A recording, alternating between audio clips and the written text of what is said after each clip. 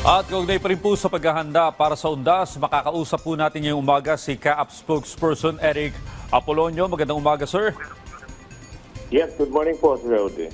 Well, sir, gaano po karami yung inaasahang dagsa ng mga kababayan natin o mga pasahero sa mga paliparan ngayong Undas?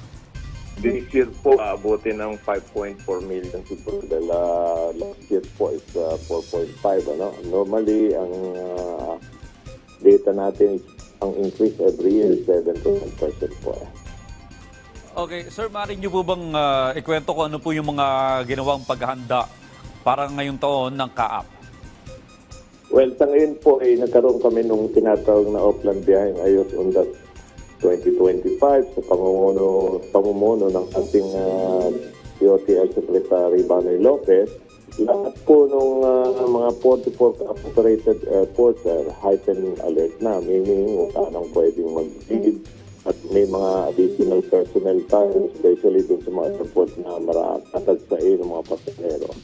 Okay, sir, again, ano po yung mga hakbang ninyo pagdating po sa usapin ng seguridad? Well, meron po kami tinatawag na malasakit help desk. Ano? Kasama na po yung Civil Aeronautics Board kung may issue about airlines. Ang airline company, nandiyan din po ang OTS, PNP at group at saka mga ka-app personnel. So, lahat po yan, isang lamesa na lang. Kung sakaling mga issues yung mga pasahero, dyan na lang po sila pupunta. Okay, so eto po may mga bagong security protocols po ba o yung technological upgrades na ipatutupad ngayong taon? Well, sa ngayon po, kung mapapansin nyo, pinaalis na ni Secretary yung initial extra, no?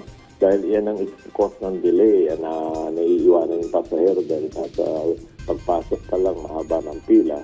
Pero sa final check-in po, siyempre, yung mga state of data ginagamit ng ating OTS. Kaya payo ko lang doon sa mga pasahero, huwag nang magdala ng mga pinagbabawal na bagay, yung mga pointed objects, oversized liquid, mga illegal drugs or whatever, na makikita naman talaga sa final x-ray. Yan ang nagiging kaso ng delay.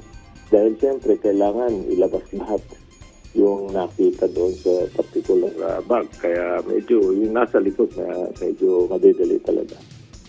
Well, sir, ano po yung mga common problems na na-encounter ninyo tuwing ganito pong holiday season na i-address nyo po para sa panahon ng Undas ngayon?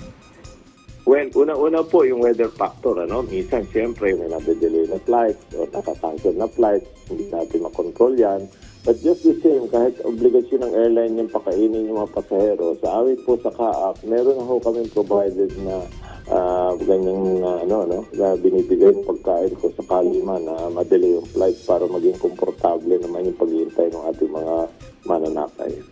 Okay, bilang panghuli, sir, maaari nyo po bang ibahagi yung inyong payo sa ating mga kababayang babiyahe ngayong panahon ng Undas?